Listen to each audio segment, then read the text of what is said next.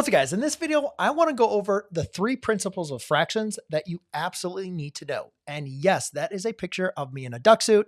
It was for Halloween, and I don't know. I never knew I could pull up my camera roll on these videos, and I found that, and I was like, oh, maybe I'll share with you guys what I was looked like for Halloween. But anyways, going back onto the fractions, these are the 3 principles that I am telling you, if you can be able to digest these, understand them, it's going to help you with your understanding and application of working with math problems with fractions. So I covered them up to give you guys a little bit of some intrigue on what we're going to be dealing with. So let's go and unveil the first one, and let's go and talk about it and see what it's going to give us. So on fractions, multiplying the numerator of a fraction multiplies the fraction.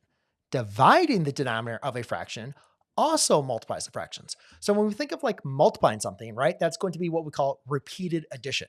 So let me kind of go through some examples. And so therefore you can kind of internalize how this makes sense, and then also how this can be applicable to the problems that you are doing. So let's, for instance, say I have a 4/5 times a 3. Now, there's a couple different ways we can look at this. One way we look at this is just making a 3 into an integer or into a fraction and then multiplying straight across, right? Or if you just think about when you have this integer, like multiplying by your numerator is going to multiply the fraction. So 3 times 4 is going to be 12. That's going to give me a 12/5. Now, this makes sense, right? Because if I'm thinking of multiplying by 3 as a repeated addition, that means we're multiplying this fraction.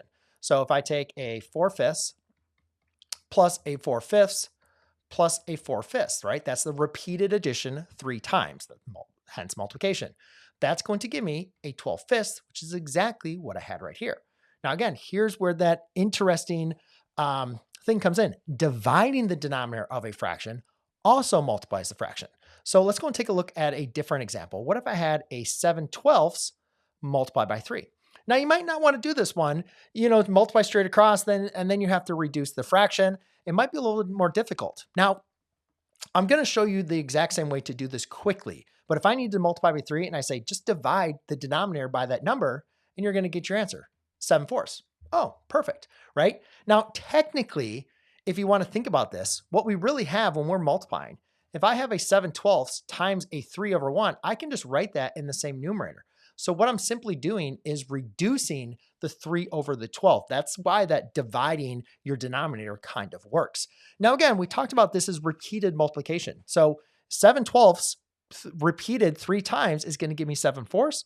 Let's just double check. If I take a 7/12 plus a 7/12 plus a 7/12, that's going to give me a 21/12, which again, yes, I can reduce. 7 divides into my numerator, or I'm sorry, no, 3 divides into my numerator 7 times, and 3 divides into my denominator 4 times, which is going to give me that 7/4, which is exactly what I had here. So again, when you're looking into multiplying a fraction, you can multiply simply by your numerator, or you can divide that value into your denominator.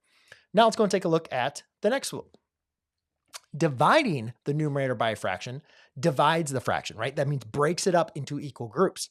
Whereas multiplying the denominator of a fraction also divides the value of the fraction. So again, I think we just need to work through some numbers to really kind of understand what's going on here. So if I have a 6/7 divided by a 3, what I can simply do is just say, oh, if I want to get the answer really quickly, just go ahead and divide my numerator by that value, and I get a 2/7. Done, right? Now again, does 2/7, is 6/7 divided 3 times equal to 2/7? Well, let's break it up. Can I take a 2/7 plus a 2/7 plus a 2/7? Does that give me 6/7? Yeah. 2, 4, 6. 6/7, not 6/7, 6/7. I'm being very clear there. Now, again, another way that we teach inside the classroom is if I'm dividing by 3, right, I can rewrite that as a multiplication problem of 6/7 times the reciprocal of 1/3. This is why that works, because it's right here. Multiplying your denominator of a fraction also divides the fraction. It's the same operation, guys. That's why a lot of times students remember this, or a lot of times students forget this. But again, it's the exact same thing. So let's work through something that maybe we cannot divide our numerator into. So if I have a 4/5 divided by 3, I can't divide 4 into 3, right? That's going to get messy. But I know I can take 3 and multiply by my denominator. So therefore, that's going to give me a 4/15. Now, again, let's make sure. Does 4/5 divided by 3, does that give me 3 equal groups of 4/15? Let's check. So if I have a 4/15 plus a 4/15 plus a 4/15, that's going to give me 4, 8, 12/15, which again, I can reduce by 3. So therefore, what I do? 4, 8, 12 over 15. I multiply. What did I do? I feel like I did something wrong. 4/15. So therefore, that's going to give me a 12/15, 4, 8, 12. And then I can reduce that. Oh yeah, I need to reduce that to a 4/5. Yeah, duh. Okay. Sorry, I had a little brain fart. I can divide the 3 into the top and the denominator, and that's going to give me a 4/5. Voila. Okay, let's get into, what was I calling this? The principles. I was calling this the principles. The last principle of fractions. Multiplying and dividing a fraction by the same number produces equivalent fractions with the same value. Ladies and gentlemen, this is so important. And I'm telling you, as you get later in your mathematics beyond fractions, or maybe you're already there and you just wanted to kind of need some more help with fractions, this is the essence. This is something that, like, the crux that we deal with in mathematics over and over, is producing equivalent fractions. So if I have 4/5, now again, go back to my principles I was talking about. When I multiply by 3, that's multiplying the value of the fraction in the numerator. When I multiply by 3, that's dividing the value of the fraction by 3.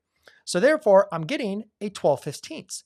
But ladies and gentlemen, if I multiply the value of the fraction and also at the same time divide the value of the fraction, I can understand, even though this fraction is different than 4/5, the value of the fraction is exactly the same. 12/15 is the same thing as a 4/5. Now again, we can also work with that with division. If I have 12 divided by 15, if I divide that by 3, that divides the value of the fraction. And if I divide the denominator of the fraction, that multiplies the value of the fraction, right? So we're doing the same thing. And this is what happens when I reduce. This is what I did over here. I did this in my head, and you might have caught it and you might not have caught it, depending on how far along you are with fractions. But when I take 12, if I want to reduce this to get this to a lower equivalent fraction, if I take 12 divided by 3, I get a 4. 15 divided by 3, I get a 5. Again, those are equivalent fractions. And ladies and gentlemen, I know this is in fraction form, but it's the same thing if I was to do this. If I was to take 5 and times it by 2 and then divide it by 2, right? I'm still going to get 5. It's the exact same thing.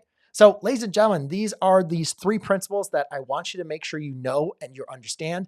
It's going to serve you well as you are working with more and more problems that deal with fractions. If you want to go and check out more videos I have with fractions or about principles, then check out the playlist I have for you down below, or the next video I have for you here. Cheers.